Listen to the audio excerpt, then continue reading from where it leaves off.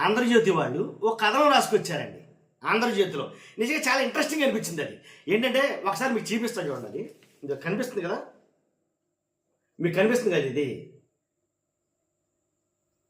ఏంలా అంటే అదే వ్యధ పాత కథ, అదే వ్యధ పాత కథ, అప్పుల వలయం ఆర్థిక విలయం.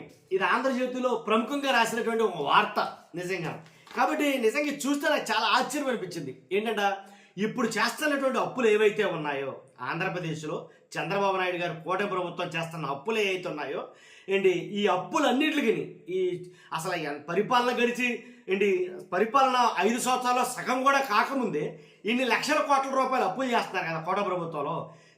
ఈ అప్పులన్నిటికీ కారణం జగన్ చేసినటువంటి తప్పిదాలేనట. ఇది ఈ ఈ వీళ్ళు రాసుకొచ్చినటువంటి సారాంశం యొక్క ఉద్దేశం. వీళ్ళ అప్పులు చేయడం ఏంటి, జగన్ గారు చేసిన తప్పులు ఏంటంటే నాకు అర్థం కాల. ఇది అసలు ఏ రకంగా అది పాసిబిలిటీ? నేను వీళ్ళు చాలా రాసుకొచ్చారు. ఏంటంటే జగన్ హయాంలోనే గాడి తప్పిన ఆర్థికంగా జగన్ హయాంలోనే గాడి తప్పేసిందంట. కాబట్టి గాడి తప్పితే గాడి పెట్టచ్చుగా. మరి జగన్ గారు లేరు కదా ఇప్పుడు అధికారంలో, మరి మీరెందుకు ఇన్ని లక్షల కోట్ల రూపాయలు అప్పులు చేయడం? అంతే కదా, ఎవరైనా అడుగుతారు కదా ఈ మాట. నేను అడగటమే కాదు, కూటమి సర్కారులోనూ గతుకులో ప్రయాణం. ఏదో పొమ్మన్ లేక పొగబెడుతున్నట్టు, కొట్టలేక ఏదో అన్నట్టు, తిట్టలేక పొమ్మన్నట్టు. ఏంటి కూటమి సర్కారులోనూ గతుకుల ప్రయాణం. అంతేగాని కూటమి సర్కారు జగన్ గారిని మించి అప్పులు చేస్తుందని చెప్పట్లా. యథేచ్ఛగా ఓపెన్గా పబ్లిక్గా అసలు ఇది అసలు నన్ను అడిగితే కనుక ఓపెన్ సీక్రెట్ ఇది. కానీ జగన్ గారిని మించిపోయి ఏంటి ఇంతగా 10 ఇంతలు అప్పులు చేస్తుంది కూటమి సర్కార్ అని చెప్పడంలా ఎక్కడ కూడా. కానీ అన్ని రకాల ఆదాయాలు కలిపితే 1,50,000 కోట్లు. ఏంటి అది వడ్డీలు, అసలు చెల్లింపు, జీతాలు, పెన్షన్లకే సరిపోవట్లేదు. పథకాల అభివృద్ధి, ఇతర ఖర్చులకు అప్పులే గతి. అప్పులు రీప్లేస్మెంట్లు ఏడాదికి 75,000 కోట్లు రాసుకొచ్చారు. కానీ ఇప్పుడు చేస్తున్న ఏదైతే లక్షల కోట్ల రూపాయలు అప్పు ఉందో 5 ఏళ్లకి అసలు ఎంత అవుతుందో అంతే లేదు. అసలు వాస్తవంగా 5 ఏళ్లకి కూటమి ప్రభుత్వం చేస్తున్నటువంటి అప్పు ఎంత అవుతుందో అంతే లేదు. మరి ఈ వారం వచ్చే ప్రభుత్వం మీద పడదంటారా? కాబట్టి జగన్ హయాంలో అప్పులు చేశారు, ఓకే మీరన్నమాట చూసుకుందాం. అంతకు 10 ఇంతలు చేస్తున్నారు కదా, మరి దాన్ని కంట్రోల్ చేయాలా? లేదు జగన్ గారి హయాంలో చేసిన అప్పుల కన్నా మేము ఇంకా తక్కువ చేస్తున్నాం అంటాక అసలు ససేమిగా కుదరదు. ఎందుకంటే ఆధారాలతో సహా ఉన్నాయి ప్రతి ఒక్కరి దగ్గర. కానీ జగన్ గారు చేసిన అప్పుల కన్నా భయంకరమైనటువంటి అప్పులు అయితే చేస్తారు. కానీ అప్పుల మాట ఏంటి అనేది చెప్పడం ఇక్కడ. అసలు ఇప్పుడు అప్పులు ఎందుకు చేస్తాం అనుకున్నా మేము? ఒరే ఎందుకురా నాశనం అయిపోతున్నారంటే, ఎందుకురా నాశనం అయిపోతున్నావు అని ఎవడన్నా అంటే కనుక నేను నాశనం అయిపోవడం ఏంటి, నా వెనకాల ఉన్నవాడు నాశనం చేసేయండి నన్ను అని అంటావా? అంతేనా? ఇప్పుడు నువ్వు అప్పులు చేస్తావు ఉండి నేను అప్పులు ఎందుకు చేస్తాను, నువ్వు ఎందుకురా అన్ని అప్పులు చేస్తావంటే మా నాన్న అప్పులు చేయడు అందుకే నేను అప్పులు చేస్తాను చెప్తాడా? లేదుగా. అసలు ఈ మాట్లాడడానికి ఇది రాయడానికి కనీసం ఉండాలి కదండి. ఎందుకు ఇలాంటి వార్తలు రాస్తారు నాకు అర్థం కాదు. ఎందుకు రాస్తారంటే కనుక సాక్షిలో ఒక వార్త వచ్చింది, అది చూద్దాం. సాక్షిలో వార్త ఏంటంటే అది ఆంధ్రజ్యోతికి భూ నజరానా. ఆంధ్రజ్యోతికి కూటమి ప్రభుత్వం భూమి ఇచ్చిందంట. అందుకోసమా ఈ తిప్పలన్నీ నాకు అర్థం కాల.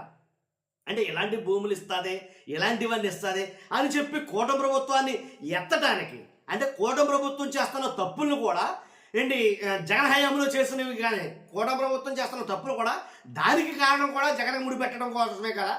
అంటే ఎలాంటి లబ్ధి చేకూరుతుందని నాకు అనిపించింది. నాకు ఆంధ్రజ్యోతి చదివిన తర్వాత నేను సాక్షి చదివితే నాకు అనిపించింది అనమాట. ఏమని, ఆంధ్రజ్యోతికి భూ నజరానా అని ఒక నజరానా అంటే భూమి ఇవ్వడం అయితే జరిగింది. 15 కోట్ల విలువైన ఏపీహెచ్బి భూమి 50 సెంట్లు, ప్రభుత్వ భూమి 24 సెంట్లు కేటాయింపు. తొలుత ఇది అసలు విశాఖపట్నంలోని పరదేశీపాలెంలో విలువైన 74 సెంట్లు కేటాయింపు నిబంధనలకు విరుద్ధమని తేలడంతో 2020లో ఈ కేటాయింపు వైఎస్ఆర్సీపీ రద్దు చేసింది. అప్పట్లో వీళ్ళు కేటాయిస్తే వైఎస్ఆర్సీపీ రద్దు చేసింది, నిబంధనలకు విరుద్ధంగా ఉందని. చంద్రబాబు నాయుడు గారు వచ్చిన తర్వాత ఈ భూమికి బదులు మరో భూమిని కోరారు నేను ఆంధ్రజ్యోతి వాళ్ళు. ఏంటది, ఏపీహెచ్బి భూమి 50 సెంట్లు అనమాట, ప్రభుత్వ భూమి 24 సెంట్లు కేటాయింపు. ఏపీహెచ్బికి భూ మార్పిడి కింద మరో చోట 64 సెంట్లు ఇచ్చేటట్టు. అర్థమైందిగా. అంటే ఎలాంటి వార్తలని రాసేస్తే మనకు ఇలాంటివన్నీ వస్తాయనా ఇలాంటి వార్తలు? ఇప్పుడు ఎవడరా అంటే కనుక నేను కాదు నా వెనకాలోడానంటే ఇది ఎంతవరకు సమంజసం? తప్పు చేసింది ఎవడరా అంటే కనుక ఇప్పుడు నువ్వు తప్పు చేస్తావండి. కాబట్టి అంటే అదే వ్యధ పాత కథ అని రాయాల్సింది కాదు ఇక్కడ. ఏంటి ఇప్పుడు అంతకు మించి అని రాయాలి ఇక్కడ. ఇప్పుడు అంతకు మించని రాయాలి. అదే వ్యధ పాత కథ అంటే కనుక జగన్మోహన్ రెడ్డి గారు చేశారు. 1,00,000 కోట్లు చేశాడు, 2,00,000 కోట్లు చేశారు అప్పట్లో అప్పుడు. కానీ దానికి మించి అసలు 10 రెట్లు ఎక్కువ చేస్తున్నాం కదా మనం. మరి దీని గురించి రాయాలిగా. అది కప్పి పెట్టడానికి అంటే ఏమి లేదండి, మసిపూసి మారేడుకాయ చేయడం అంటారు దీన్ని నన్ను అడిగితే కనుక. ఖచ్చితంగా. కాబట్టి ఇలాంటి వార్తలు రాస్తే జనాలు కొంతమంది నిజమని నమ్ముతారు వీటిని వాస్తవంగా. కాబట్టి నిజమేంటో తెలియాలంటే ప్రజలకి ఫస్ట్ మీరు లైక్ చేయండి. లైక్ చేసి ఈ వీడియో ఎక్కువ మందికి ఇన్ఫర్మేషన్ షేర్ అవుతుంది. కొత్తగా మన ఛానల్ పక్కాగా సబ్స్క్రైబ్ చేయండి. మీ అమూల్యమైన అభిప్రాయాన్ని కామెంట్ రూపంలో తెలియజేయండి. Thank you very much.